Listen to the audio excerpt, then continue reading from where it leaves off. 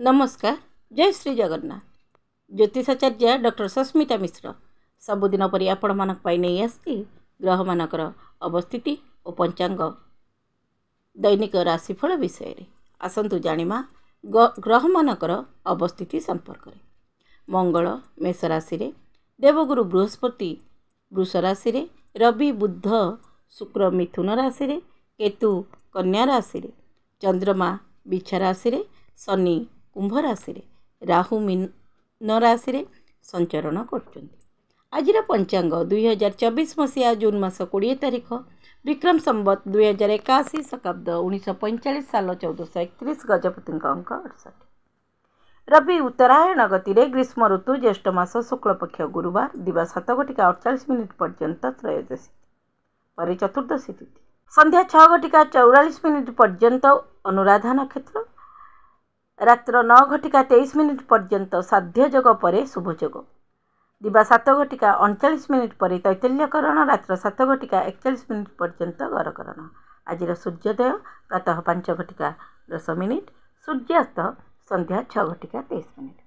राहुकाल दिवा 1:26 रु दिवा 3:05 पर्यंत। राहुकाल रे समस्त शुभ कार्य वर्जनीय। तुला कुंभ राशि घातवार गोचर कुंडली रे चंद्रमा बिछा राशि रे शनिदेव नक्षत्र रे संचरण करिवे। राशिचक्र क्रम अनुसार 12 राशि कि प्रकार फल प्रदान करिवे आसंतु जानिबा। कालपुरुषर प्रथम राशि मेष राशि। अष्टमस्थ चंद्रमा शनिदेव नक्षत्र रे बुधंक प्रभाव रे संचरण करिवे। प्रत्येक क्षेत्र रे मानसिक अस्थिरता सृष्टि हेब। निजर गुप्त कथा काहारी आगे प्रकाश करंतु नहीं। कार्य क्षेत्र रे एकाग्रतार सहित कार्य करंतु सफलता लाभ करिवे। दाम्पत्य जीवन रे सामान्य अशांति देखादेव। दिनटी को सुखमय करने को प्रातः काल रे हनुमान को श्रीफल भोग दियंतु। वृष राशि सप्तमस्थ चंद्रमा शनिदेव नक्षत्र रे चंद्रमा को प्रभाव रे संचरण करिवे। माता को सम्मान करंतु। निजर अवहेला कारण कार्यक्षेत्र में सफलता लाभ करें नहीं। पुंजी निवेश सावधान सहित करंतु। जीवन साथी सहित मतभेद सृष्टि हो पारे। दिनटी को सुखमय करने को प्रातः काल रे हनुमान को श्रीफल भोग दियंतु।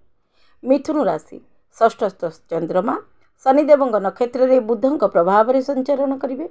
आत्मविश्वास रे कार्यक्षेत्र में सफलता लाभ करिवे। माली मोकदमा रे विजय लाभ करिवे। वृथा व्यय करंतु नहीं। कार्य करज दियंतु नहीं।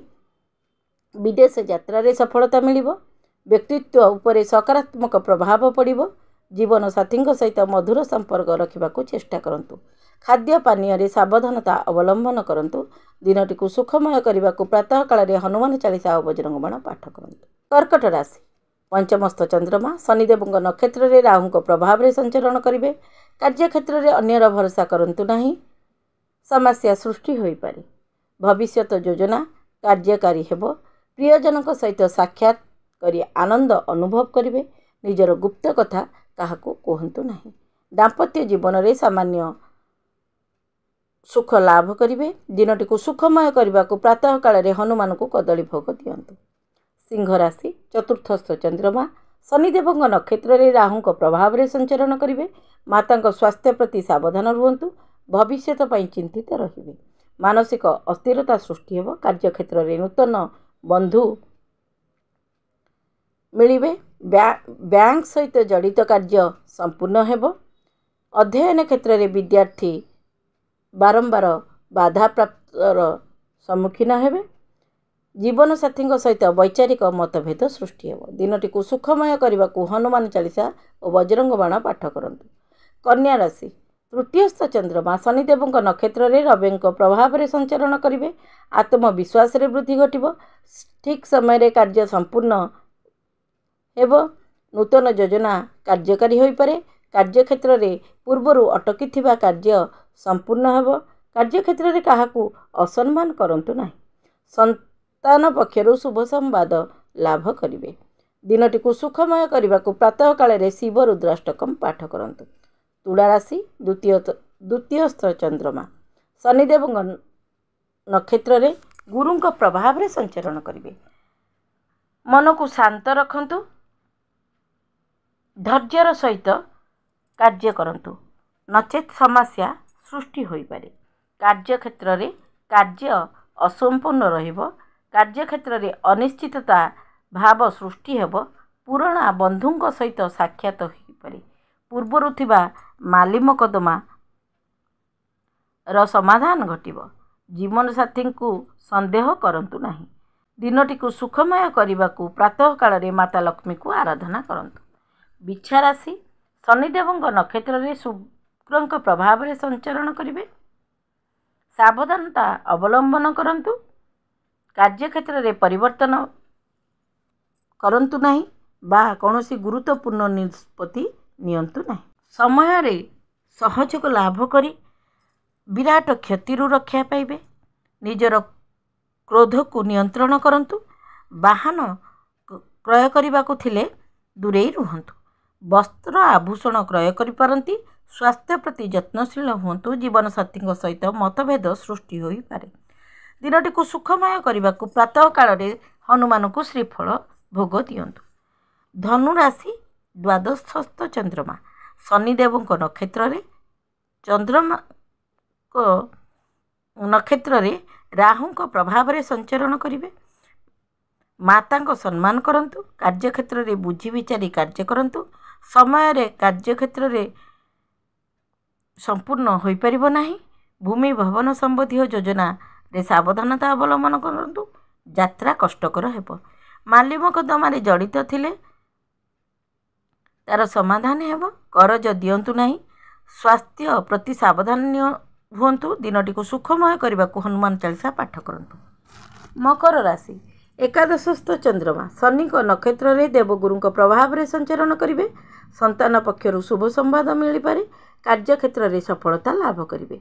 आलस्य त्याग करंतु। कार्यक्षेत्र रे अटकी कार्य संपूर्ण हेबो। अधिक परिश्रम करने को पड़िबो।